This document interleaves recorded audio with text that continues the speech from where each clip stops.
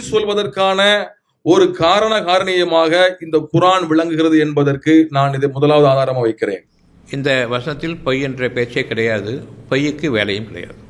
ஆனால் அவர் பொய்யை இட்டு கட்டுகிறார். பொய் சொன்னாலும் அங்கே தப்பு இல்லை என்று அல்லாஹ் அங்கே சுட்டி காட்டுகிறான். அவர் சொன்ன ஏதாவது ஒன்று இதில் இருக்கிறதா என்று அவரை பார்க்கட்டும்.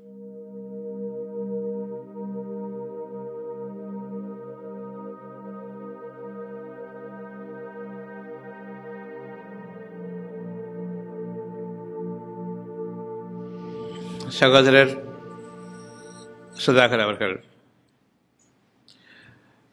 குர்ஆன் பொய் என்றும்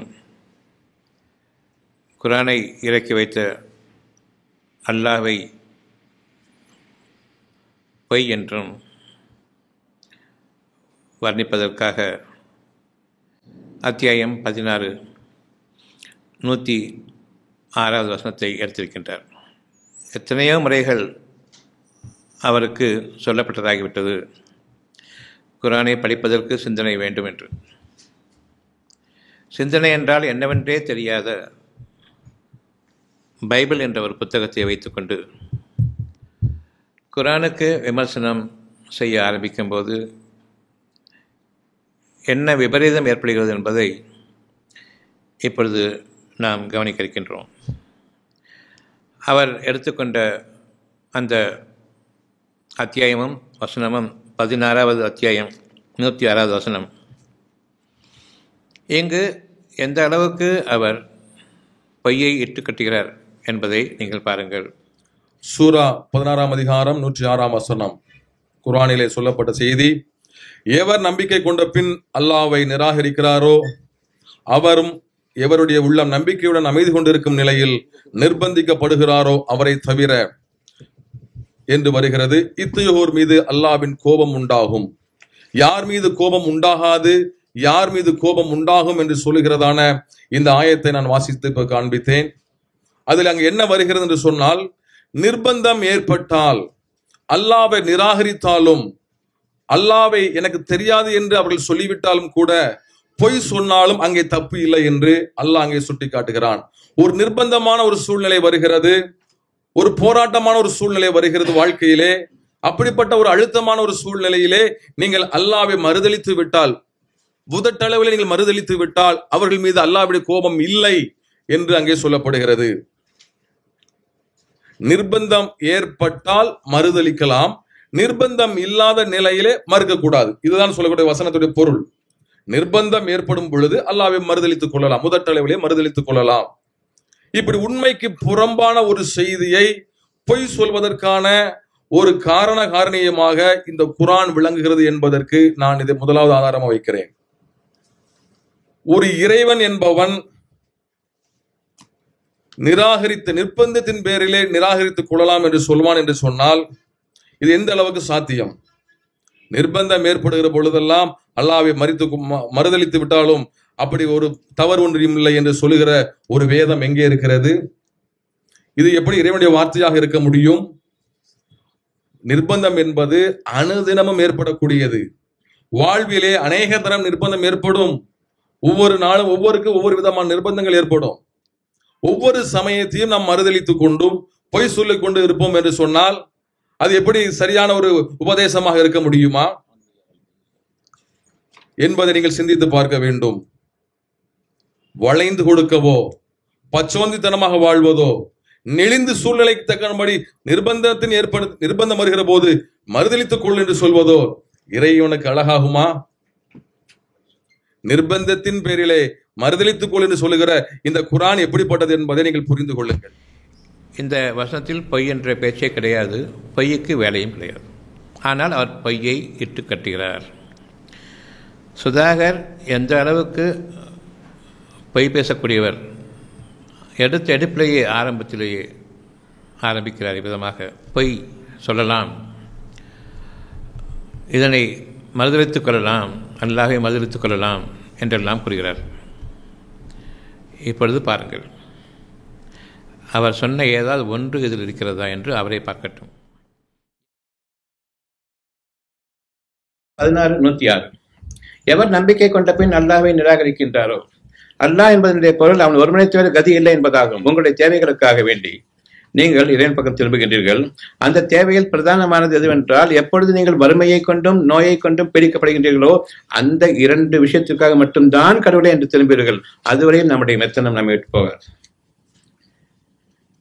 எந்த அளவுக்கு நான் நோயால் பிடிக்கப்பட்டிருக்கின்றனோ அதனுடைய கடுமையை தாங்க முடியாத அளவுக்கு போக வேண்டும், அல்லது வறுமை தாங்க முடியாத அளவுக்கு போக வேண்டும். இந்த 2ஐயும் கொண்டு பிடித்தால் நிச்சயமாக நீங்கள் திருந்த மாட்டீர்கள். இப்பொழுது இறைவன் ஒருவனை தவிர இல்லை. உச்சகட்ட நோயின் சமயத்திலும் உச்சகட்ட வறுமையிலும் இறைவன் ஒருவனை தவிர கதி இல்லை என்று ஆகும் பொழுது இறைவனுடைய உதவி வரலாம் அல்லது வராமல் போகலாம். யாருக்கு வருகிறது என்றால், இதை கொடுத்தால், தன் புறமிருந்து ஒரு நன்மையை கொடுத்தால், யார் சிந்தித்து உணர்ந்து நன்றியுணர்வோடு இனியும் இறைவன் ஒருவன் தான் கதி, அல்லாஹ்வை தவிர வேறு இறைவன் இல்லை என்று அந்த எண்ணத்தை கொண்டிருக்கின்றார்களோ, அதாவது மனிதர்களிடம் சென்று இறைஞ்ச மாட்டார்களோ, அவர்களை அல்லாஹ் தன்பால் எடுத்துக் கொள்கின்றான். அவனை தவிர இறைவன் இல்லை என்பது அல்லாஹ் என்பதனுடைய பொருள். நீயே கதி என்று கும்பிட்டு விடவும் தெரியுமா? உங்கள்கிட்ட ஒரு விஷயத்துக்கு வந்துட்டா, உங்களே நம்பி வந்துட்டேன், எனக்கு வேற கதி கிடையாது, கும்பிட்டு கேட்டுக்கிறேன், கதி கிடையாது, அந்த சரணாகதிக்கு பேர் அல்லாஹ். ஆக நாம் அனைவருமே அந்த மாதிரி தருணங்களில் அல்லாஹ்வைத்தான் அழைக்கின்றோம், உன்னை தவிர கதி இல்லை என்பது. சில பேர் இருக்காங்க சவுண்ட் ஃபார்மை நம்புறவங்க, சவுண்ட் ஃபார்மை கும்புறவங்க இருக்காங்க. அல்லாஹ் ஒரு சவுண்ட் போதும் சொல்லிட்டு. அல்லாஹ்ங்கிற வார்த்தையுடைய பொருள் உன்னை தவிர கதி கிடையாது. இந்த 2ம் உங்களை கொண்டு தாக்கும் பொழுது, வறுமையும் நோயும் தாக்கும் பொழுது நிச்சயமாக நீங்கள் கதி என்று திரும்புவீர்களே, அது அல்லாஹ்வாகும். இப்பொழுது இறைவன் கூறுகின்றான், நீங்கள் அழைக்கும் அல்லாஹ் அல்லாத தெய்வங்களை திட்டாதீர்கள், அவர்கள் வரம்பு மீறி தங்களுக்கு தாங்கள் தீங்கிழைத்துக் கொள்ளும் விதமாக அல்லாஹ்வை திட்டுவார்கள். எனவே அவர்கள் பால் நீங்கள் கொஞ்சம் இரக்கம் காட்டுங்கள், அவர்களுடைய தெய்வங்களை திட்ட வேண்டாம். 16:106. எவர் நம்பிக்கை கொண்டு அல்லாஹ்வை நிராகரிக்கின்றாரோ அவர், நம்பிக்கை கொண்ட பின் அல்லாஹ்வை நிராகரிக்கின்றாரோ, வறுமையிலும் நோயிலும் பல முறை வாழ்க்கையில் ஒரு முறையோ இருமுறையோ நீங்கள் கஷ்டத்துக்குள்ளாக்கப்பட்டுக் கொண்டிருக்கிறீர்கள். ஒவ்வொரு வருடமும் 9:126. ஒவ்வொரு வருடமும் நீங்கள் ஒரு முறையோ இருமுறையோ நோயாலோ வறுமையாலோ அதனுடைய பயத்தின் காரணமாகவோ நிச்சயமாக இறைவன் உங்களை சோதித்துக் கொண்டிருக்கின்றான். யாரொருவர் அந்த சோதனையில் இறைவனை நாடிய பின் அவனிடமிருந்து ஒரு அருள்படையாக அவர்களுக்கு நன்மை கிடைத்த பின் மாறுகின்றார்களோ, மறந்து விடுகின்றார்களோ, அருளாளனை நினைவிலிருந்து மறந்து விடுகின்றார்களோ, அவர்களுக்கு நாம் ஒரு ஷைத்தானை இணைத்து விடுகின்றோம். அது இன்னொரு வசனம் 43:36. அதற்கு பிறகு வருவோம். இப்பொழுது அவர் தனியாக பிரிந்து விட்டது. எவர் நம்பிக்கை கொண்ட பின் நன்றி கற்றவர்களாக மாறுகின்றார்களோ அல்லாஹ்வுக்கு, அவர் எவருடைய உள்ளம் நம்பிக்கையுடன் இனியும் அமைதியினுடைய அதிகரிப்பில் அவர்கள் வாழ்ந்து கொண்டிருக்கின்றார்களோ, அவருடைய உள்ளம் நம்பிக்கையுடன் அமைதி கொண்டிருக்கும் நிலையில் நிர்பந்திக்கப்பட்டுவிட்டார். மனிதர்கள் பலகீனமானவர்கள் உடலின் அடிப்படையில் எவர் ஒருவரும், எல்லோரும் கிடையாது, யாராவது ஒருவர் பலகீனத்தின் காரணமாக, நோயாளியாக இருப்பதன் காரணமாகவோ அல்லது தனக்கு எந்த சப்போர்ட் இல்லாத காரணமாகவோ அவர்களுடைய உதட்டளவில் அவர்கள் நிர்பந்திக்கப்படுகின்றார்கள், அவர்களுடைய உடலளவில் நிர்பந்திக்கப்படுகின்றார்கள், அவர்களுடைய உள்ளம் மாறவில்லை. அல்லாஹ் கவனிப்பது உங்களுடைய உள்ளத்தை தவிர உங்களுடைய உடலை அல்ல. எப்பொழுது யார் வேண்டுமானாலும் இருக்கட்டும், அவன் உங்களுடைய உள்ளத்தை கவனிப்பானா உடலை கவனிப்பானா என்று கேட்டால், இறைவனுக்கு உங்கள் உடல் வேணுமா உள்ளம் வேணுமா? உள்ளம். அந்த உள்ளத்தின் அளவில் அவர்கள் பொய் சொல்லவில்லை. அல்லாஹ் பொய் சொல்லுகின்ற கூறவும் இல்லை. சிந்தித்து உணர்வோருக்கு தெரியும். நிர்பந்திக்கப்பட்டு விட்ட போது உடலால் அவர்கள் நிர்பந்திக்கப்படுகின்றார்கள் தவிர உள்ளத்தால் ஒருபோது முடியாது. இது பொய் சொல்ல தூண்டுகிறது என்று நீங்கள் அர்த்தம் கொள்கிறீர்களால் அது உங்களுடைய அர்த்தம். ஆனால் யாரோருக்கும் தெரியும், உள்ளம் பணிய வேண்டிய அவசியமே கிடையாது. உள்ளத்தால் நீங்கள் அவர்கள் பக்கம் திரும்பிடுகின்ற கூறவில்லை. நிர்பந்தம் என்பது நிர்பந்தம் கூடாது. அவ்விதமாக நிர்பந்தப்படுத்தும் பொழுது அவர்கள் எந்த குற்றமும் இல்லை. இது பொய் சொல்வதற்கு தூண்டப்பட்டதாக நீங்கள் அர்த்தம் கொள்கிறானால் அதை திருத்திக் கொள்ளக்கூடிய வகையில் இப்பொழுது உங்களுக்கு இந்த விளக்கம் கொடுக்கப்பட்டிருக்கின்றது. ஆனால் இதை தவிர்த்து எவருடைய நெஞ்சம் நிராகரிப்பை கொண்டு அதிகமாக இருக்கின்றதோ அத்தகையோர் பொய்யர்கள், அவர்கள் மீது அல்லாஹ்வின் கோபம் உண்டாகும். அதாவது இறைவனே என்று கதி, நீயே கதி என்று திரும்பக்கூடிய இன்னொரு சூழ்நிலை இறைவன் ஏற்படுத்தும் பொழுது நிச்சயமாக அங்கு இறைவன் இல்லை. அவனுடைய கோபம் அவனை விட்டு விலகிவிட்டான். நீங்கள் ஏற்படுத்திக் கொண்ட உங்களுடைய அவநம்பிக்கையின் காரணமாகவும், நீங்கள் நன்றி கட்டு வாழ்ந்த காரணமாக, அக்கிரமத்தின் காரணமாகவும் உங்களுடைய சுவையை நீங்கள் சம்பாதித்தவற்றிலிருந்து நீங்கள் சுவைத்து பாருங்கள். அவ்வளவுதான். அவர்களுக்கு கொடிய வேதனையும் உண்டு, இன்னும் வரக்கூடிய வேதனைகளும் உண்டு. அஞ்சிக் கொள்ளுங்கள். பயபக்தியுடையவருக்கு இது ஒரு நற்செய்தியாக இருக்கின்றது. அத்தியாயம் 25:72. அன்றியும் அவர்கள் பொய் சாட்சி சொல்ல மாட்டார்கள். பொய் சாட்சியம் சொல்ல மாட்டார்கள். அவர்கள் மனதில் ஒரு காலம் அவர்கள் பொய்யை சாட்சியமாக கொண்டு வாழ மாட்டார்கள். அப்படி பொய் சாட்சியம் சொல்வார்கள் என்றால் நிர்பந்தத்திற்கு உள்ளாக்கப்பட வேண்டிய அவசியம் கிடையாது. எப்போ விழுந்தாச்சு கீழே, ஏன் நிர்பந்தப்படுத்தணும்? நிர்பந்தம் என்பது எந்த அளவுக்கு செல்வார்கள் என்பது உங்களுக்கு தெரியும். அந்த நிர்பந்தத்திற்கும் அவர்கள் ஆளாகவில்லை. இதனையும் நாம் கணக்கில் கொள்ள வேண்டும். நிர்பந்தத்திற்கு உள்ளாக்கப்பட்டு விட்ட போது அவர்கள் உள்ளத்தால் நிச்சயமாக பணியவில்லை என்பது மட்டுமே தான் அதற்கு பொருளாகும். அத்தியாயம் 256. இந்த மார்க்கத்தில் நிச்சயமாக எந்த விதத்திலும் உங்களுக்கு நிர்பந்தம் என்ற ஒன்று கூடாது.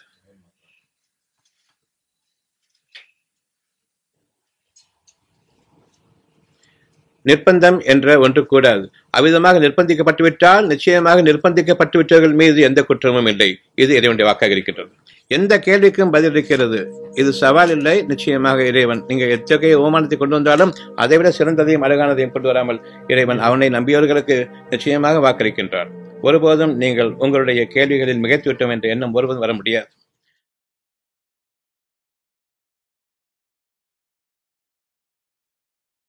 நிர்பந்தம்னா அது அவர் என்ன வித விளக்கம் கொடுத்தாருங்கிறது யாருக்கு விளங்குச்சுன்னு தெரியல. கண்டிப்பா அவங்க என்ன சொல்றாங்க, நாம அந்த குரான்ல அப்படித்தான் இருக்கு. நிர்பந்தம் நெருக்கம் ஏற்பட்டுச்சுன்னா நீ உதட்டளவில் மறுத்து கொள்ளலாம். இது பேர் தானே பொய்ன்னு நாங்கள் சொன்னோம். அந்த குரான் என்ன எழுதியிருக்கோ அதான் சொன்னோம். உதட்டளவிலே மறுத்து கொள்ளலாம். உள்ளத்துல மறுக்கிற பத்தி நாங்கள் பேசவே இல்லை. உதட்டளவில் இல்லைன்னு சொல்லுவது பொய். எந்த பொய்யை எந்த வகையிலும் சொன்னாலும் பொய் தான். ஆகவே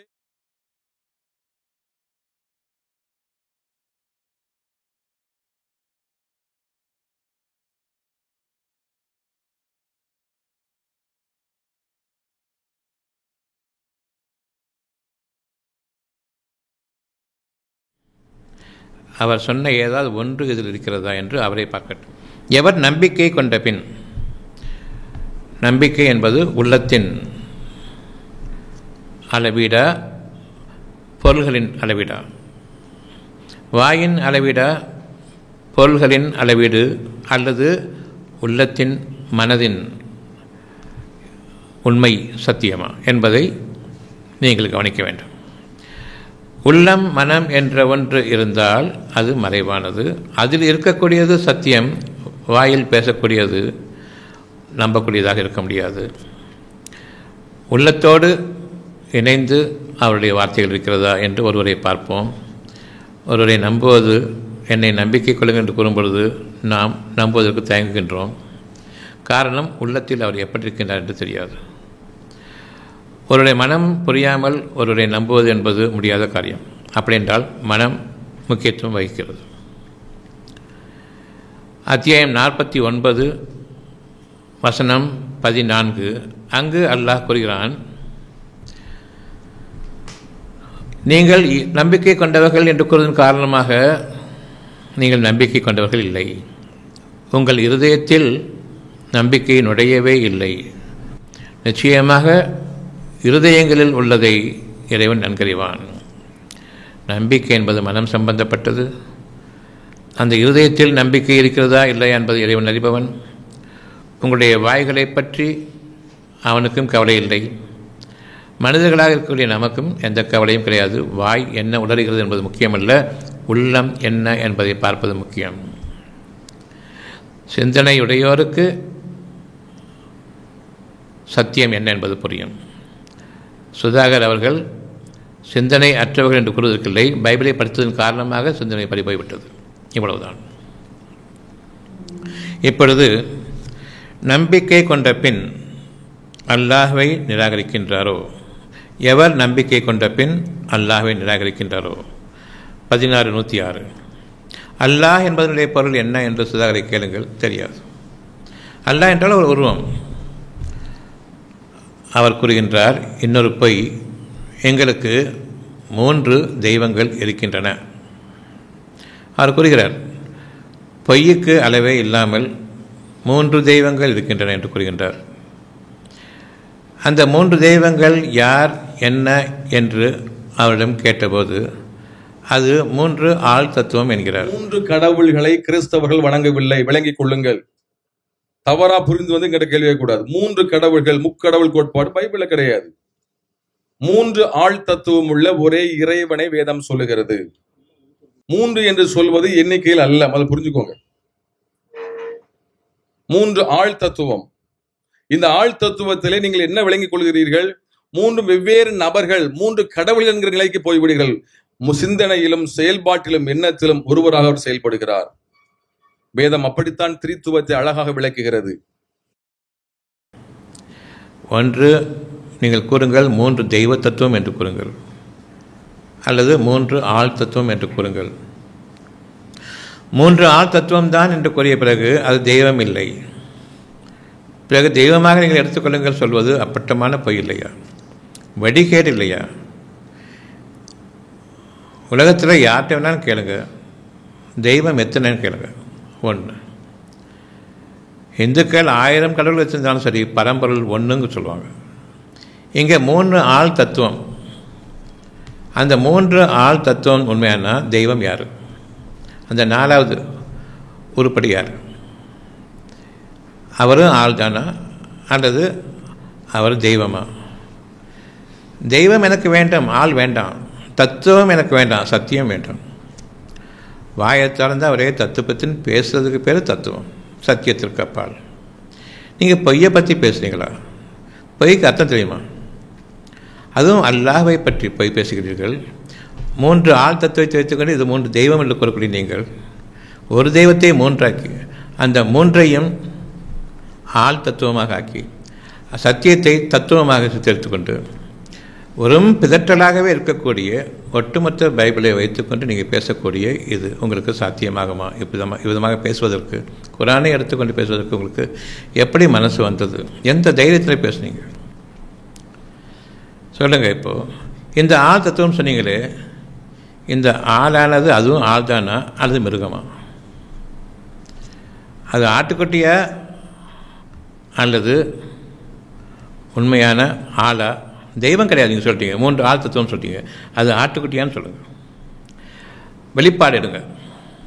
வெளிப்பாட்டில் 5வது அதிகாரம் 6வது வசனம். அங்கே பரலோக ராஜ்யத்தில் ஆட்டுக்குட்டியை அடிச்சுக்கிட்டு இருக்காங்க, அடி வாங்கிக்கிட்டு இருக்கக்கூடிய ஒரு ஆட்டுக்குட்டி. அப்போ ஜீசஸுங்களை வந்து ஆட்டுக்குட்டி தானே? ஆட்டுக்குட்டின்னு சொன்னால் பிதா வந்து பெரிய ஆடு தானே? அது பெரிய ஆடு, இது குட்டி ஆடு, அவ்வளோதானே? இதை வச்சுக்கிட்டு இந்த உலகத்தையே ஆட்டி படைக்கிறீங்களே, எப்பேற்பட்ட பொய்யையே நீங்கள் உலகத்துக்கே சொல்லி கொடுத்து அவ்வளோ பேரையும் மந்தைகளாக ஆக்கி நீங்கள் படுத்துக்கிட்டு இருக்க பாடு, எந்த இடத்துல போய் இதை சொன்னால் ஏற்றுப்பாங்கன்னு நினைக்கிறீங்க? உங்களுடைய மக்கள் மத்தியில் சொன்னாலும் ஏற்றுக்க மாட்டாங்க. அதன் காரணமாக நீங்கள் யாரும் கேள்வி கேட்கக்கூடாது. எங்களை நாங்கள் சொல்கிறது அப்படியே எடுத்துகிட்டு போயிடணும். சிந்தனையை உபயோகப்படுத்தினா நீங்கள் தவறான பாதையில் போயிடுவீங்க. கேள்வி கேட்டால் நாங்கள் பொய்யனா போயிடுவோம், எங்களுக்கு பதில் தெரியாது. இப்படிப்பட்ட ஒரு அமைப்பு தானே நீங்கள்? சுதாகர் உண்மை தானே சொல்கிறது? இப்படிப்பட்ட அமைப்பு தான் நீங்கள். இந்த கேள்விக்கு பதில் சொல்லுங்கள் பார்ப்போம். உங்கள் மக்கள் கண்டிப்பாக கேட்டிருப்பாங்க, நீங்கள் அவங்க வாயை அடைக்கிருப்பீங்க. இப்போ நீங்கள் இந்த பக்கம் வந்ததன் காரணமாக இது அவங்களுக்கு ஒரு விழிப்புணர்வாக இருக்கும். நம்ம கேட்கக்கூடாதுன்னு சொன்னதை நல்லா மாட்டிக்கிட்டாங்க. இப்போ சொல்லுங்கள், நான் உங்களை விட்டு எங்கேயும் போகிறதில்லை, நீங்கள் என்ன விட்டு எங்கேயும் போகிறதில்லை. நீங்கள் பொய்யர்களா இல்லையா? ஒட்டுமொத்தமாக இந்த கிறிஸ்டியானிட்டி ஃபாலோ பண்ணுறீங்க, நீங்கள் பொய்யர்களா இல்லையா? சிந்திச்சு தெளிவு பெறாமல் ஒரு காரியத்தை செய்கிறது குழப்பமாக இல்லையா? தெளிவாக குரான் கூறுகிறது, அல்லாஹ் கூறுகிறான்.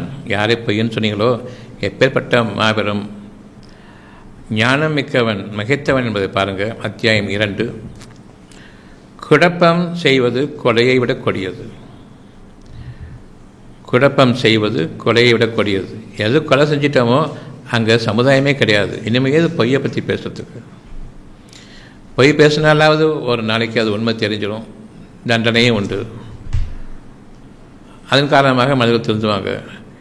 கொலையே செய்யக்கூடிய நீங்கள் எப்படி தெய்வமாக இருக்க முடியும்? குழப்பங்களை விளைவித்துக் கொண்டிருக்கின்றீர்கள். 3 ஆள் தத்துவம், தெய்வம் மறந்து போச்சு. 3 ஆள் தத்துவம் என்று கூறக்கூடிய நீங்கள் தெய்வம் யார் என்பதை அறிவிக்க வேண்டும். அப்படி இல்லை என்றால் மகா பொய்யர்கள் என்று பெயர். வெளிப்படையாக நீங்கள் தெளிவாக சொல்லக்கூடிய பொய் என்ன தெரியுமா? நீங்கள் செய்யக்கூடிய பொய் என்ன தெரியுமா? நீங்கள் உங்களுடைய காஸ்பல் எடுக்கிறீங்க, புதிய ஏற்பாடு. அந்த புதிய ஏற்பாட்டில் படிக்கும் பொழுது ஜான் எப்படி சொல்கிறாருன்னு படிக்கிறீங்க, மேத்யூ எப்படி சொல்கிறாருன்னு படிக்கிறீங்க, மார்க் சொல்கிறாருன்னு படிக்கிறீங்க, லியூக் சொல்கிறாருன்னு படிக்கிறீங்க, இன்னும் 12 சீடர்கள் சொல்கிறான்னு படிக்கிறீங்க. படிச்சுட்டு மார்க் இப்படி சொல்கிறாருன்னு பிரசங்கம் பண்ணுமா, ஜீசஸ் சொல்கிறான்னு பிரசங்கம் பண்ணுமா? நீங்கள் செய்கிறது எப்படி? ஜீசஸ் சொல்கிறாருன்னு சொன்னீங்களே, இந்த அப்பட்டமான பொய் வழிகேடு நீங்கள் உண்மையாக்கி காட்டுங்க. ஜீசஸுடைய காஸ்பலில் அவர் சொன்னதாக காட்டுங்க பாப்போம். இந்த 12 சீடர்களுடைய தத்துப்பித்தான வாக்குகள் இருக்க தவிர, சொன்னதாக கேள்விப்பட்டது எல்லாத்தையும் போட்டு அது இருக்க தவிர, நீங்கள் படிச்சீங்கன்னு சொன்னால் பவுல் சொல்கிறாரு, மார்க் சொல்கிறாரு அப்படின்னு தானே சொல்லணும். பீட்டர் சொல்கிறாரு, அந்த பீட்டரை உங்கள் கர்த்தர் சைத்தானை பின்னாடி போன்னு சொல்கிறாரு. ஒரு சைத்தானுக்குள்ளே பேசுது, வேதம் போகுது. சாத்தான் வேதம் ஓதலாமா? அதுவும் இடம்பெற்றிருக்குது. பீட்டர் சைத்தான் தானே ஜீசஸுடைய கருத்துப்படி. பின்னால் போய் சைத்தான் சொன்னது தானே. காரணம் என்ன தெரியுமா? அந்த பீட்டர் உண்மையாளர், இவர் உருவம் மாற்றி காமிச்சது அவர் பார்த்துட்டாரு. நீங்கள் தப்பிச்சுக்கலாமே ஈஸியான்னு சொல்லும் போது, நான் கடவுளாக இருந்து அந்த மாதிரி தான் நான் தப்பிச்சுக்கணும்னு ஆசைப்படுறேன் தவிர, நான் உருவம் மாற்றிக்கிட்டு நீ போய் சொல்லிட்டுறேன் அப்படிங்கிற மாதிரி என்னை வந்து காட்டி கொடுத்துறாரா? எவனையும் விட மாட்டில்ல, நீங்கள் தப்பிச்சுங்கன்னு சொல்கிறாரு. போல சைத்தானை பின்னாடி சொல்கிறார். இப்போ யார் உண்மையானவர்? பீட்டர் உண்மையானவர், சைத்தான் சொன்னார். பீட்டர் நீங்கள் தப்பிச்சுக்கிறங்க எப்படி சொல்லும்போது, நான் அப்படி தான் தப்பிக்க போகிறேன்னு சொல்லிட்டு ஊருக்கு சொல்லிடாதுங்கிறாரு இவர். ஜீசஸ் சொல்கிறாரு. என்ன எந்த மாதிரியான கதை, எப்படிப்பட்ட கதை ஓட்டிட்டு இருக்குன்னு சொல்லி பார்த்தீங்களா? சொல்லுங்கள், இவர் ஆட்டுக்குட்டியா மனுஷனா சொல்லுங்கள். ஒன்று சொல்லுங்கள். குட்டி ஆடு பெரிய ஆடு, அது போய் ஆள் வேறு போய் சொன்னீங்க. அப்புறமா தெய்வ தத்துவம்னு ஊருக்குள்ளே சொல்லிட்டு இருக்கீங்க. உள்ளுக்குள்ளே கேட்கும்போது ஆள் தத்துவம் சொன்னீங்க. இங்கே பார்த்தா மிருகமாக இருக்கு. ஜான் போகிறார், ஒரு ஆவி கூட்டிகிட்டு போகுது. பரலோகத்துடைய வாசல்கள் திறக்கப்படுது. அந்த பரலோகத்தில் வாசல் திறக்கப்பட்ட பிறகு அந்த பரலோகத்துக்கு 4 மலையிலையும், அதாவது சொர்க்கவனம், ஒரு மிருகம் இருக்குது. சிங்கம் மிருகம்னு ஒன்று இருக்குது, கழுகுன்னு ஒன்று இருக்குது மிருகம், எருமை மாடு இருக்குது, மனுஷன் தோல் போத்தின மாதிரி ஒரு உருவம் இருக்குது. எங்கே பார்த்தாலும் மிருகமாக இருக்குது. சுற்றி பிசாசு ஆடிட்டு இருக்குது, பேய் ஆடிட்டு இருக்குது. இது பரலோக ராஜ்யம். எவனாவது போவானாங்க? ஒரு மனுஷன் கிடையாதாங்க. உள்ளே போனால் ஆட்டுக்குட்டி அடி வாங்கிட்டு இருக்குது. என்ன இருக்குது அங்கே? மூப்பர்கள் சொன்னீங்க, அது எந்த மாதிரி மிருகம்னு தெரியாது. ஏன்னா ஒரு தெய்வமே அந்த ஆளை மாற்றி காமிச்சதுக்கப்புறமா அந்த ஆள் வந்து அங்கே போய் ஆட்டுக்குட்டியாக நிற்குது, உண்மையான தோட்டத்தில் நிற்குது. இங்கே ஆளை வந்ததே மறுரூபமாக மாற்றி வேஷம் போட்டு வந்திருக்கு இங்கே இந்த உலகத்துக்கு. அந்த மூப்பர்கள்லாம் என்னென்ன மாதிரி மிருகங்கள் யாருக்கு தெரியும்? என்ன மாதிரி ராஜ்யம் நடந்துட்டு இருக்குது கொஞ்சம் சொல்லுங்கள். இதெல்லாம் மனுஷனுக்கு மனசுக்கு பொருந்துமா? மனசு சாக்கடையாக போகாது அது படித்தா. எப்படின்னு இது வந்து ஒரு வேதம்னு சொல்கிறீங்க. இதெல்லாம் கேட்குறதுக்கு எப்படி இருக்குதுன்னு சொன்னால், இந்த அசிங்கத்தை கேட்குறதுக்கு வாந்தியே வந்துடும். அந்த மிருகங்கள்லாம் இருக்குது, 4 மிருகங்கள். அதுக்கு முன்னாலேயும் கண்ணு பின்னாலேயும் கண்ணு. உங்களுக்கு பின்னால் கண் வச்சுருந்தா நீங்கள் எதை பார்ப்பீங்க? ஒரு மிருகத்துக்கு பின்னால் கண் வச்சு அது எதை பார்க்கும்? அது அசுத்தத்தையும் அசிங்கத்தையும் பார்க்குமா, வேறு எதையும் பார்க்குமா? அதுவும் ஒரு கண்ணு இல்லை, சீல் வடிகிற மாதிரி ஃபுல்லாக கண்ணாக இருக்குதாங்க. இந்த கண்ணுக்கு ஒரு தத்துவம் சொல்லுங்கள் பார்ப்போம்.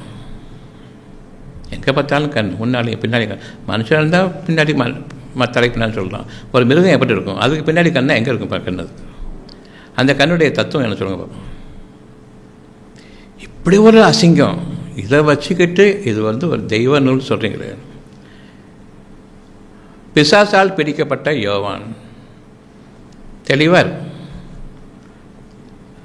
அவர் பத்மு தீவில் இருக்கும் பொழுது ஒரு பிசாசு வந்து முன்னாடி நின்றுட்டு வெள்ளம் போன்ற இறைச்சலை கொண்டு சத்தம் கேட்கும் போதே மயக்கம் போட்டு விழுந்ததுக்கப்புறமா திரும்பி பார்த்து அந்த தோற்றமாக கொடூரமான தோற்றம். அது கொஞ்சம் நீங்கள் படித்து பாருங்கள். கொடூரமான தோற்றம் எப்படிப்பட்டுன்னு சொன்னால், அக்னி சுவாலை போன்ற கண், முகத்தை பார்த்தா பளிச்சுன்னு பிரகாசிக்கிற மாதிரி, கண்ணை கெட்டு போயிடும், கண்ணை பொட்டாய போயிடும், தலைமையெல்லாம் வெள்ளை வெள்ளையர்னு, சிரசு வந்து உறைஞ்சி பண்ண பனி மாதிரி, காலை பார்த்தா அது வெங்காயத்தில் வச்சு கொண்டு வந்த ஒரு உருவம் மாதிரி, உருக்குலைஞ்ச ஒரு டை அடித்து வச்ச மாதிரி இருக்குது காலை பார்த்தா. இப்படி நாக்குக்கு 2 பக்கமும் பட்டயம் தொங்குது. எதுக்கு வந்து இந்த மாதிரி? பிசாசை தவிர பிசாசெல்லாம் மோசமாக இருக்குது. இதை ஆளை பார்க்க வேண்டியதில்லை, சொல்லும் போதே பயம் வந்துடும். இப்படிப்பட்ட ஒருத்தர் பார்த்து மயக்க மாட்டு வந்ததுக்கப்புறமா பிறகு தொட்டுட்டா பிசாசு திண்டப்பட்டு தானே. பிறகு எழுப்பி நீ கண்டதெல்லாம் எழுது, கேட்டதெல்லாம் எழுது. கண்டதையும் கேட்டதையும் எழுதும் ஷைத்தான் தானே. இப்போ கற்றுக் கொடுத்தது யாருங்க? உண்மையை எழுதணுமா, சத்தியத்தை எழுதணுமா, பார்த்தது எழுதணுமா, விளங்குனதை எழுதணுமா, நியாயத்தை எழுதணுமா, கண்டதையும் கேட்டதையும் எழுதணுமா? இதை கொண்டு போய் மக்கள்கிட்ட பிரசங்க செய் அப்படின்னு சொன்னால் ஷைத்தானா வேற யாருமா? இது பொய்யா உண்மையா? நீங்கள் சொல்லுங்கள். இந்த மாதிரி எதுவும் நியாயமா அக்கிரமமா? சொல்லுங்கள். இல்லை, இது பொய் தான், இது அக்கிரமம் தான். இது அசிங்கமா, அழகானதா, அருவருக்கத்தக்கது? கண்டதையும் கேட்டதையும் எழுதலாமா? எழுதக்கூடாது. இது அகம்பாவம், அடங்காப்பிளாரித்தனம். இது தேவன்கிட்ட வந்ததா இல்லை பிசாஸ்டேருந்து வந்தது? இல்லைன்னு சொல்லுங்கள் பார்ப்போம். சொல்லுங்கள். தேவன் இரக்கமுள்ளவர், தேவன் இரக்கமுள்ளவர், தேவன் இரக்கமுள்ளவர் சொல்லியிருக்கீங்களே. நீங்கள் எரேமியா படிச்சிருக்கீங்க இல்லையா? அதில் 25வது அத்தியாயம் 33வது வசனம் படிச்சிருக்கீங்களா? பாருங்கள் கொஞ்சம், அங்கே என்ன கொஞ்சம் பாருங்கள். பூமியின் ஒரு முனையிலிருந்து துவங்கி மறுமுனை வரை அடிப்பேன். யாரை? மக்கள் எல்லாரையும் அடிப்பேன். ஒருத்தர் கூட பேக் விட மாட்டேன், எல்லாத்தையும் அடிப்பேன். இருக்கா இல்லையா? இரக்கமுள்ளவரா? உங்களுடைய பாவத்தையெல்லாம் நான் சுமந்து கொண்டேன் சொல்கிறீங்களே, அப்பட்டமான பொய்யில்லை? சுமந்து கொண்டு பிறகு இப்படி சாவடிப்பீங்களா? ஜீசஸ் கொலைகாரரா அல்லது பாவத்தை சுமக்கிறவரா? ஒரு பூரா நான் பாவத்தை சுமப்பேன்னு சொல்லிட்டு பொய் சொல்லிட்டு இங்கே என்ன வேலை பார்த்துருக்காரு? செத்தவங்களையும் அடிப்பேன்னு சொல்கிறாரு, விட மாட்டேன்னு. அந்த அளவு கூட செத்து போயிட்டானா கூட தெரியலையே, இவர் கடவுளா? சொல்லுங்க. செத்து போனவரை அடிக்கிறதுக்கு மலைகள்லாம் அது போகும், அந்த மாதிரி அடிப்பேன்னு சொல்கிறாரு, இவர் கடவுளா? இந்த ஒன்று போதாது, இரக்கமுள்ளவர் இரக்கமுள்ளவர் பாவத்தையெல்லாம் சுமப்பவர் அப்படின்னு சொல்லிட்டு பிறகு நீ உன் பாவத்தை சுமந்துவான்னு சொல்லக்கூடிய அந்த வாசகம் இருக்கா இல்லையா? நீ உன் பாவத்தை சுமந்து வா அப்படின்னு சொல்கிறாரா இல்லையா? இன்னும் தூதரை அனுப்பிச்சு நீ அவங்க வாயில் பொய்யா கட்டுன்னு சொன்னாரா இல்லையா? இதெல்லாம் எடுத்து படித்து காட்டணும்னு சொல்லிட்டு அவசியம் இல்லை, எடுத்து அடுப்பில் தூக்கி போட்டு வேலையை பார்க்கலாம். நீ பொய்யை பேச சொன்னாரா இல்லையா? 1 ராஜாக்கள் 22வது அதிகாரம் 22வது வசனம்.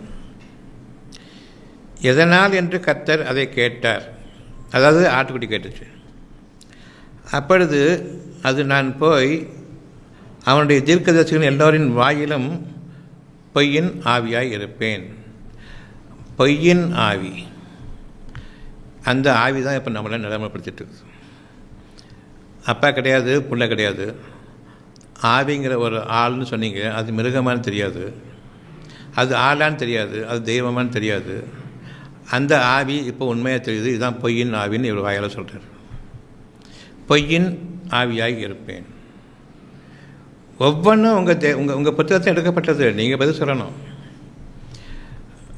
சுதாகர், நீங்கள் கோச்சிக்கிற அர்த்தம் கிடையாது, உங்கள் கோவம் வராதுன்னு தெரியும். நீங்கள் வேத விற்பனர், வேதத்தை விற்பனை செய்ய வேண்டாம், சத்தியத்தை பேசுங்க. எதனால் என்று கர்த்தர் அதை கேட்டார் இல்லையா? ஆட்டுக்குட்டி தானே கேட்டுச்சு. அப்பொழுது அது நான் போய் அவனுடைய தீர்க்கதரிசிகள் எல்லோரின் வாயிலும் பொய்யின் ஆவியாய் இருப்பேன். அப்போ நீங்கள் போயிட்டு ஆவி அனுப்புறேன்னு சொன்னீங்களா இல்லையா?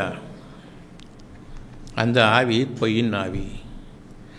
அதுக்கு நீங்கள் சர்டிஃபிகேட் கொடுக்குறீங்க, சீக்கிரம் போ, அலவன்ஸ் உங்களுடைய அட்மிஷனோட அவர் வர்றார்.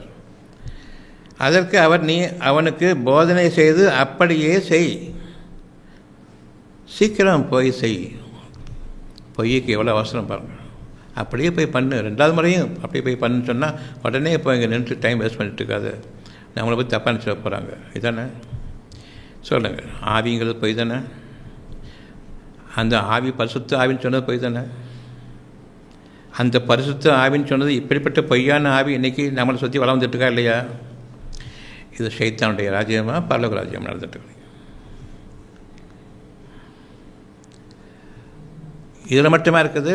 நாளாகமம் 2 நாளாகமத்தில் 18வது அதிகாரம் 21, 22 அதுலேயும் இதே கதை தான். இங்கே அதை படிச்சுட்டு ஜீசஸ் சொன்னாலும் சொல்லுவீங்க. இல்லை, சொல்லுங்கள். ராஜாக்கள் அவரும் ஒரு தீர்க்கதரிசி தான் சொல்லுங்கள். நாளாகமம் அது தேவனால் எழுதப்பட்ட ஒரு கடிதம் சொல்லுங்கள். இந்த ஆட்டுக்குட்டியெல்லாம் வச்சுக்கிட்டு இவ்வளோ பெரிய கதை பண்ணியிருக்கீங்களே, உங்களை என்னன்னு சொல்ல முடியும்? இதில் விவாதம் வேறு, நாங்கள் உண்மையை பேசுகிறோம் அப்படின்னு சொல்லிட்டு. இப்போ குரான் பருவமா 16:106. உள்ளம் முக்கியமாக உருவம் முக்கியமாக? ஒருத்தருடைய நடிப்பு உருவத்தில் காட்டிட முடியும். எப்பேற்பட்ட நடிகர்கள்லாம் நம்ம நாட்டில் இருக்காங்கன்னு தெரியும். நடிப்பு முக்கியமாக, வசனம் வீராய் வசம் பேச வசனம் முக்கியமாக, உள்ளத்தில் அது இருக்கான்னு முக்கியமாக? அவங்கெல்லாம் நடிகர்கள் தானே, நடிச்சு காட்டுறவங்க தானே. உடலால் நவரச பாவனைகளை காட்டுறவங்க தானே. இப்படிப்பட்ட திறமையானவங்கள்லாம் இருக்கும் பொழுது உள்ளத்தில் இருக்கிறதையே காட்டுறாங்க. உள்ளத்தில் வேறு தானே அவங்க. ஆனால் நடிப்பில் சூழல்கள் தானே எல்லாருமே. உதடு முக்கியமாக, உள்ளம் முக்கியமாக? உங்களுக்கு இது புரியாது. ஏன்னா உள்ளம்னு இருந்தாவில் அப்படி ஒன்று இருக்குதான்னு கேட்குறாருக்க நீங்கள். சொல்லுங்கள், உடலா உள்ளமா எது முக்கியம்? இப்போ உங்களுக்கு சொல்லாமல் தெரிஞ்சிருக்கும். கொஞ்சம் உள்ளம் கொஞ்சம் திறந்துருக்கலாம். ஆமாம், தப்பாக தெரியுதுன்னு தெரிஞ்சாலும் போதும், மனசு வேலை செய்யணும்னு அர்த்தம். சொல்லுங்கள் சொல்லுங்கள். இப்போ பொய் உண்மை 2க்கு இடையில் முகத்திலையும் வாயிலையும் வர்றது உண்மையா, உள்ளத்தில் இருக்கிறது உண்மையா? அத்தியாயம் 16:106. எவர் நம்பிக்கை கொண்ட பின், உள்ளத்தில் உண்மையை ஏற்றுக்கொண்ட பின், சத்தியத்தை ஏற்றுக்கொண்ட பின், அல்லாஹ்வை, அல்லாஹ்னா அவனை தவிர கதி இல்லை என்பது பொருள். கடவுளை தவிர கதி கிடையாது தானே. அவரை விட்டால் கதி கிடையாது தானே. இது பைபிளுக்கு அப்பால் வெளியில் பைபிளை ஒதுக்கிட்டு தான் பதில் சொல்ல முடியும். பைபிளுக்குள்ள பதில் சொல்ல முடியாது. ஏன்னா கடவுள் இல்லைன்னு சொன்னால் 3 பேர் இருக்காங்க, யாரோ ஒருத்தர் இருப்பாங்க. நான் போயிட்டு அவர் அனுப்புனா அவர் போயிட்டு இவர் வருவார், இவர் போயிட்டு அவர் வருவார். 3 பேரும் வரவே மாட்டோம். எல்லாம் உருவத்தை மாற்றிக்கிட்டு வர்றது தான். உண்மையான உருவம் ஆட்டுக்குட்டி, எங்கேயும் வந்தது மனுஷக்குட்டியாக வந்துச்சு. பிறகு அங்கே ஆட்டுக்குட்டி போய் அடி வாங்கிட்டு இருக்குது. அங்கே ஓமானம் தேவையில்லை. ஏன்னு சொன்னால் அது உண்மையான ராஜ்யம், பரலோக ராஜ்யம். அங்கேயே போய் அந்த ஆட்டுக்குட்டி அடி வாங்குறதுன்னு கண்டிப்பாக நீங்கள் சொல்லணும். நடுவில் இதை கொஞ்சம் ஞாபகப்படுத்தினா தான் அங்கங்கே மறந்துட மாட்டீங்க, திருப்பி ஒரே மாதிரி பேசிட்டு இருக்க மாட்டீங்க. அதுக்காக சொல்லிட்டு இருக்கேன். இப்போ உங்களுடைய பதில் என்ன? இப்போ அல்லாஹ் என்பது ஒருவன் தானே, அவனை தவிர கதி இல்லை என்பது நீங்கள் என்ன சொல்கிறீங்க? அவன் ஒருத்தன் போனாலும் 3 பேர் எங்களுக்கு இருக்காங்க. ஒருத்தர் கட்டங்களும் ஒருத்தர் மாற்றி மாற்றி கதி இருக்குன்னு சொல்ல போகிறீங்களா? உலகம் ஏற்றுக்கலாமா? அவங்க மனசில் ஏற்றுக்கலாமா? சொல்லுங்கள் பார்ப்போம். 1 3 கடவுளுங்கிறது 1 3 ஒன்றை தவிர கதிகள்னு சொல்லலாமா? உங்களை தவிர கதிகள்னு சொல்லலாமா? முத்தேவர்களே, 3 ஆட்களே, 3 ஆட்டுக்குட்டிகளே, உங்களை தவிர என்ன சொல்ல போகிறீங்களா? ஒருவன் தான் சொல்ல போகிறீங்களா? நீங்கள் ஒருத்தன் தான் சொல்ல போகிறீங்களா? எது சொல்ல போகிறீங்க? நீங்கள் பையர்களாக இருக்க போகிறீங்களா? உண்மையை எப்போவாவது ஏற்றுக்கொள்ள போகிறீங்களா? இங்கே இருக்குது வேதம், இதை படிங்க, சத்தியம் என்னன்னு விளங்கும். அவன் ஒருவனை தவிர கதி இல்லை என்ற உண்மையை ஏற்றுக்கொண்டாரோ, பின்னர் எங்களுக்கு 3 பேர் இருக்காங்கன்னு சொல்லி யார் நிராகரிக்கிறாரோ அவர், நீங்களே அதை யார் எப்படிப்பட்டவர்னு தெரிஞ்சுக்குங்கன்னு விட்டுடுறாங்க. அங்கே முடிக்கலை. ஏன் முடிக்கலை? சிந்திச்சு பார்த்தால் தவிர சொல்லி பிரயோஜனம் கிடையாது. இது யாருக்குமே விளங்கும்.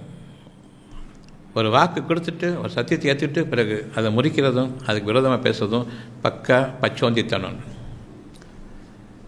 ஒரு கடவுள் தான் தெரிஞ்சதுக்கு அப்புறமா 3 கடவுள்னு சொல்லிட்டு, இல்லை 3 ஆள்னு சொல்லிட்டு, இல்லை 3 ஆட்டுக்குட்டிகள்னு சொல்லிட்டு கூட நீங்கள் பரிசுத்த ஆவின்னு சொல்லிட்டு இங்கே பொய்யின் ஆவியாக தெரியக்கூடிய அந்த ஒரு ஆவியை எப்படியெல்லாம் அவங்களால் தெரிவிக்க முடியும்னு சொல்லிட்டு பாருங்கள். அந்த மாதிரி தெரிஞ்சுட்டீங்க. இதுக்கு பதில் சொல்லுங்கள். நீங்கள் யூடியூப்பில் சொல்லுங்கள், நேரில் ஒன்றும் அவசியம் கிடையாது. உங்களுடைய மக்களுக்கும் சொல்லுங்கள். நான் சொன்னது பொய்ன்னு அவங்க மக்கள்கிட்ட சொல்லுங்கள். நீங்கள் பொய்யனுங்கிறது உலக மக்கள்கிட்ட நான் பேசிகிட்டு இருக்கிறேன். உங்களுக்கு புரியுதோ புரியல, கவலை கிடையாது. நீங்கள் சொன்னதுக்கு அல்லாஹ்வை விமர்சனம் பண்ணதுக்காக வேண்டி நீங்கள் சத்தியத்தை விமர்சனம் பண்ணீங்க, நான் பொய்யை தோலுரிச்சு காட்டுறேன், அவ்வளோதான். விமர்சனம் பண்ணல. எவருடைய உள்ளம் நம்பிக்கையுடன் திருப்தியோடு அமைதி கொண்டிருக்கும் நிலையில் நிர்பந்தத்திற்குள்ளாக்கப்படுகின்றாரோ அவருடைய உள்ளம் மாறவில்லை, உதட்டளவில் நடிக்கச் சொல்கின்றார், அதில் உங்கள் மீது குற்றமில்லை. இதில் என்ன தப்பு இருக்குது? நீங்கள் செய்யாத இவ்வளோ பெரிய பித்தலாட்டத்துக்கு தப்புன்னு சொல்லலை. நீங்கள் தப்புன்னு சொல்கிறதுக்கு உங்களுக்கு ஏதாவது அருகதை இருக்குதான்னு வச்சுப்பாங்க. உங்கள் மேலே சுதாகர் பிரதர் கோவம் கிடையாது, உண்மையே பேசுகிறேன், அந்த உள்ளத்துக்கு சத்தியத்தை விளக்குறேன், அவ்வளோதான். பேயை விரட்டின உள்ளத்துலேருந்து வேறு ஒன்றும் கிடையாது. உங்கள்கிட்ட நான் பேச நினைக்காதீங்க. உள்ளோட பேய் போகணும், பொய் போகணும், சத்தியம் வேணும். நீங்கள் என்னுடைய பிரதர் தான், சந்தேகம் கிடையாது. ஏன்னு சொன்னால் சிந்திக்கிற திறன் இருக்குது. ஆனால் வேணுக்குன்னே பேசுகிறதுக்காக பேசுனீங்க, நிர்பந்தத்தின் காரணமாக பேசுனீங்க. உங்கள் மேலே குத்தம் சொல்லலை. உங்களுடைய பொசிஷன் அப்படிங்க பேச தான் ஆகணும். தெரியுது, நல்லா சிந்தனைவாதின்னு தெரியுது, சத்தியம் விளங்குது. இருந்தாலும் உதட்டளவில் நீங்கள் உள்ளத்துக்கு அதை மறுத்து பேசுகிறீங்க. எனக்கு உள்ளம்தான் முக்கியம், நீங்கள் என்னுடைய சகோதரர் தான். உங்கள் பைபிள் சொல்கிற மாதிரி உதட்டளவில் மறுத்துட்டாலும் இந்த பேச்செல்லாம் இங்கே கிடையாது. இங்கே குரானில் சத்தியம் முக்கியம். சிந்திக்கிற திறன் இருக்குது. என்றைக்கு வேணாலும் நீங்கள் உங்கள் பொய்யை கலைஞ்சிட்டு சத்தியத்தை ஏற்றுக்கொள்ளும். ஆனால் எவருடைய நெஞ்சம் நிராகரிப்பை கொண்டு, நெஞ்சம் இங்கே பாருங்கள், அங்கே நம்பிக்கை நெஞ்சம் சம்பந்தப்பட்டது, இங்கே நெஞ்சம் சொந்தமாகவே அவர் நிராகரித்து விட்டு, நம்பிக்கை கொண்ட போய் நிராகரித்து விட்டு, நிராகரிப்பு அதிகமாகின்ற பெருமையின் காரணமாக நிச்சயமாக அவர்தான் குற்றவாளியாக இருக்கின்றார். அவர் மீது அல்லாஹ்வின் அவன் ஒருவனே கதி என்று சொல்லிட்டு மாறின் காரணமாக அந்த ஒரு மாபெரும் ஆற்றல் இவனுக்கு எதிராக மாறுது. கோபம் உண்டாகும், அவர்களுக்கு கொடிய வேதனையும் உண்டு. இதில் எங்கே தப்புன்னு சொல்ல போகிறீங்க? இப்போ உங்களுக்கும் உங்களுடைய வேதங்களாக இருக்கக்கூடிய 12 சீடர்களுடைய பேச்சுக்களுக்கும் நீங்கள் புரிந்து கொண்ட பிறகு நிராகரிக்கின்றீர்களே, ஒருவன்தான் என்று கூறிய பிறகு இவ்வளவுக்குமாக நீங்கள் இறைவனுடைய கோபத்திற்கு ஆளாகிவிடக்கூடாது என்பதற்காக வேண்டி கொஞ்சம் கண்டிப்போடவும் உண்மையை உரைத்தும் சொல்ல வேண்டியிருக்குது. இதை தப்பாக எடுத்துக்கிற வேண்டாம்.